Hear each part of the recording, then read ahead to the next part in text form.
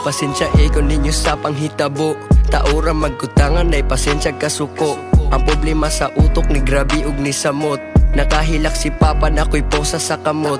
Nagproblema sa taon kay higdaanan kay huot, may taog hila na trama wala kong mahilot.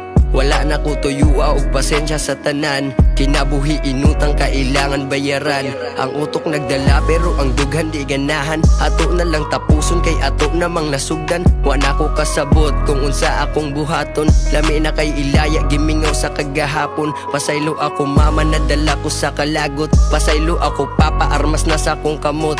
Wala ko kasabot akong dughan kay huot, luha we kahumanan kanus apa mahurot.